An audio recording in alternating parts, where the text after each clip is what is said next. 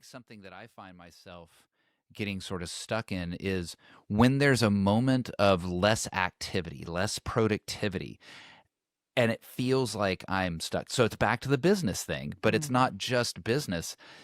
I'm having to almost grow as a person to accept the emptiness of activity.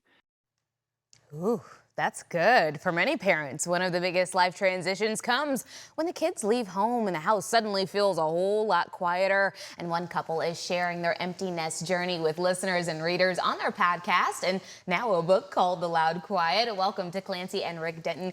Hello and good morning. Hello. Good morning to you. Thank you for having us. So glad to have you here. Also, just watching that just then, you guys are so comfortable with each other. The conversation, I'm sure, just flows. So I'm excited to talk to you guys. Congrats on the book, first and foremost. Oh, thank you so much. Yes, indeed. Tell me first, I want to know the title of the podcast and the book, The Loud Quiet. What is the meaning of that?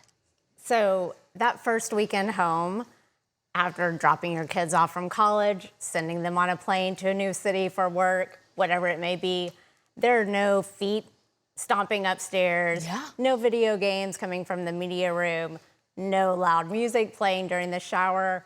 That quiet is so consuming that it is just loud. It's almost deafening. Yes, it is, very much so. And that is where the title came from. And we just thought, what a great way to describe the empty nest. Yes, yes. But honestly, I mean, most parents are wishing and hoping and dreaming for that day where they get their houses back, and then they do, and it's like, oh, this is weird, you know? Yes. And so, Rick, you and Clancy have 2 adult children, so you guys have very much a lot of experience in this.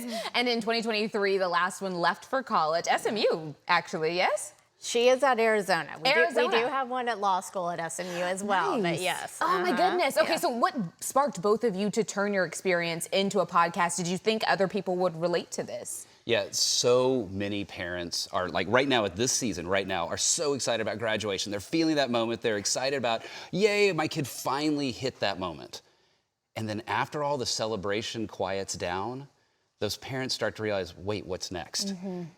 I'm scared, I'm disoriented, I don't know what I'm going to look like in life. And we were experiencing that exact same thing when our daughter went to her graduation. Keep going. And actually, Clancy said something to me that kind of freaked me out, actually. I asked Rick this question. I said, what are we going to do if I don't like us when she leaves?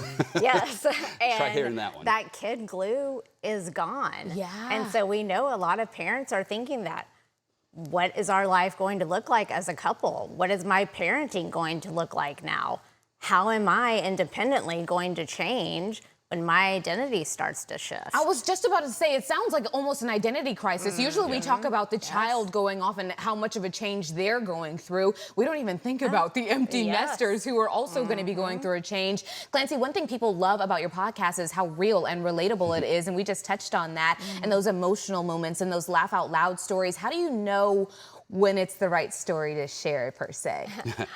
We are very open and honest. We have always been that way, even with our children. And so we are that way in our podcast as well. We have approached our life with honesty and humor.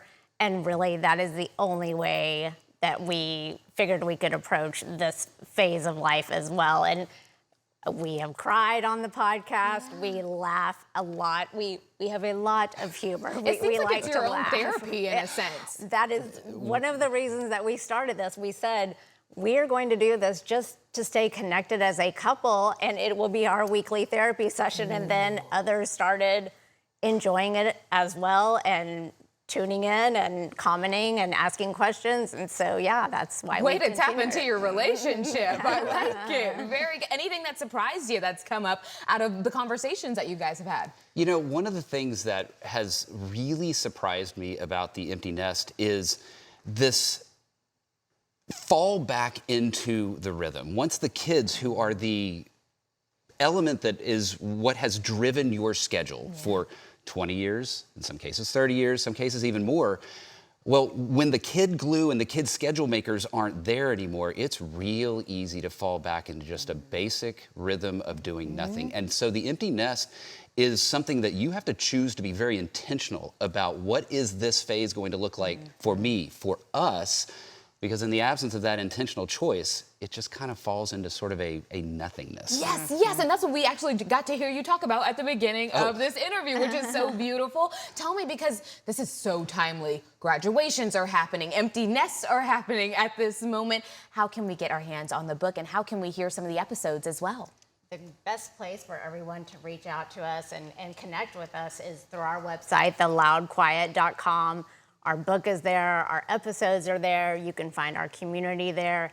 That's just the best place for you to connect with us. I can feel the authenticity like radiating off of you guys, so I can't wait to see a full episode as well. I'm not even in this life space, but I'm ready to dive into it. Thank you guys for being here this morning. Thanks so much for having us.